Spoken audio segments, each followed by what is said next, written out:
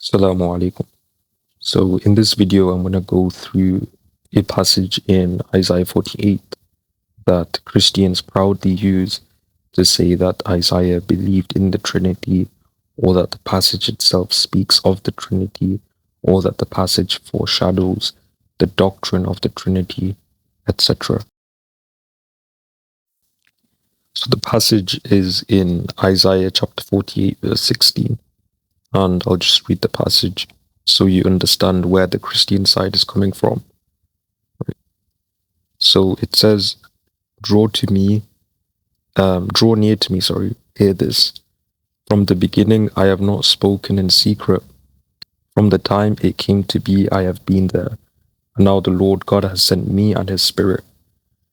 So what they're saying is that Yahweh is saying, draw near to me and hear this. And then Yahweh says, I have not spoken in secret. From the time it came to be, I have been there. And then a continuation of God's speech. Now the Lord God has sent me and his Spirit. So they're saying it has to be God sending God because the text has it like that. Right? Unfortunately for Christians, they fall into deep hypocrisy. Have you ever seen a Christian appealing to the poetic techniques or the ways of the authors of the Bible and how they write, and looking into context of how the authors write to refute arguments made against them from people who might see verses as literal? Have you seen that? You have seen that, right? So this is very hypocritical. Like, they're not doing the same thing with this passage over here, right?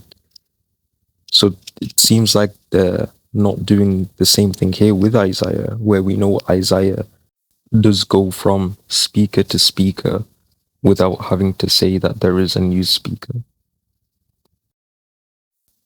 For example, in this passage in Isaiah 52 verses 7 to 8, it says, so from verse 7, um, right, so the messengers, how beautiful upon the mountains are the feet of the messenger who announces peace, who brings good news, who announces salvation, who says to Zion, your God reigns. Right? So this is talking about the messenger in this passage. And then this messenger says to Zion, your God reigns. Listen, you sentinels, lift up their voices. So it's like everyone knows from verse 7 at the end, it's the end of the speech of the messenger. And then in verse 8, when it says listen, people usually take it as Isaiah being the one who says it in verse 8. Right? No one says it's the messenger continuing the speech. Right? So this is one example of where you have a narrative shift in terms of like the speaker, without necessarily the author of Isaiah or the author over here saying that there is a new speaker. It doesn't have to be like that. I feel like because to us modern readers it can be very vague. I feel like the best way to interpret the text is by going with the belief of the author. I feel like that's really important when discussing about any religious text, is that we go from the paradigm of what the writer believes and then reading the passage with that in mind. And that's why I say from verse 16, where it says, draw near to me, hear this, it's Isaiah speaking. And then Isaiah quotes Yahweh. And then Isaiah goes back to him speaking again. I feel like that makes the most sense to read the passage in this way. If we are going to be sincere to the text, there is always a narrative shift in Isaiah. It happens a lot of the time, right? This isn't unusual.